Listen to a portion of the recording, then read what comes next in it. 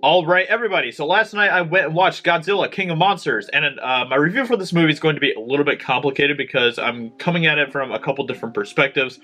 Let's start off with my perspective of the movie. So I didn't really enjoy this movie as much as I thought I would, and that was because the characters weren't very well developed and the story wasn't very interesting. And as someone who prefers movies with well-developed characters and interesting stories, well-written stories, I didn't enjoy this movie as much as I thought I would because those were very weak. It reminded me a lot of Kong Skull Island. I thought that movie had a lot of the same issues as far as that goes.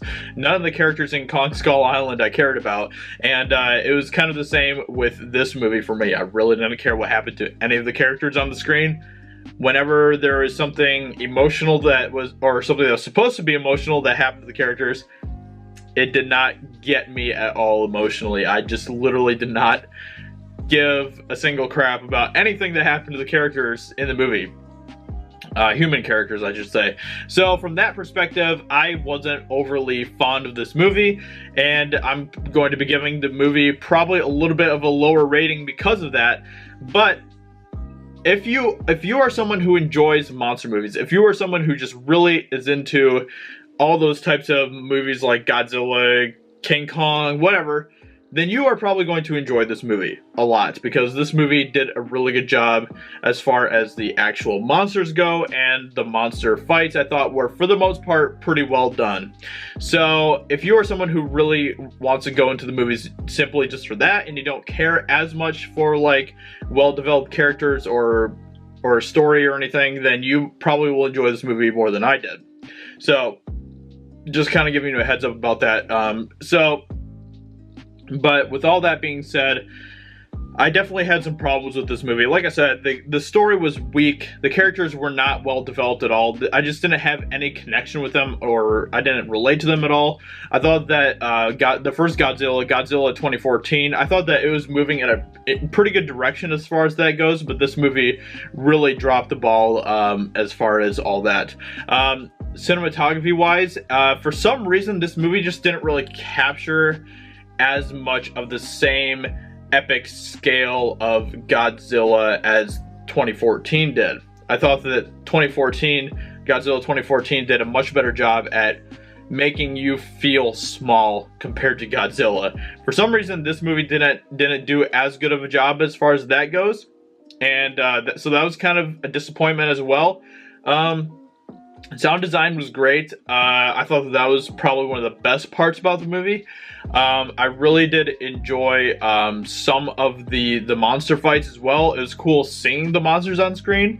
Like I said, if you're going to this movie just simply to watch the monsters, then you will be happy in that regard because the monsters are really cool. The monsters are really fun to watch on screen. But as someone who prefers movies with developed characters and storylines and stuff like that, this movie definitely didn't live up to that for me. So yeah, I mean, honestly, there isn't really much more to say about this movie. There's a lot of monsters fighting in the movie. There's a lot of humans doing things that I just didn't care about. There was way too many human characters in this movie as well. I will say that they should have cut down how many characters there were in this movie, and I think that would have maybe helped drive a little bit more of an investment into those characters. The human characters had way too much screen time. This movie should have been trimmed down a good, I don't know, 20 minutes or so probably as well. That probably would have helped the movie a little bit. Some of the acting was pretty bad as well. I'm not gonna lie, it was pretty awful. I would say that Millie Bobby Brown was probably the best part of the movie, but besides that, none of the actors really gave like that great of performances. And that's kind of the problem with these kinds of movies, I think, is that they put so much of their time and effort and budget into the big monster fight set pieces and stuff, that the rest of the movie kind of is lacking in a lot of ways. And I think that if someone actually took the time to do really well with a story with the characters and adding monsters on top of that, I think that that would be something that I would prefer to watch a lot more when it comes to these kinds of monsters movies. With that being said, I am still excited to see Kong versus Godzilla, but I'm probably not as excited as I would be if this movie actually really got me invested into this universe more, and it just didn't. And this kind of is the same thing that happened with Kong for me. Like, I just didn't really care about what happened in Kong. So, you know, I guess that these two movies have been a little bit weak for me. I really did enjoy Godzilla 2014, so I don't know, hopefully they can get back to whatever formula was working for them in Godzilla 2014, but we will see.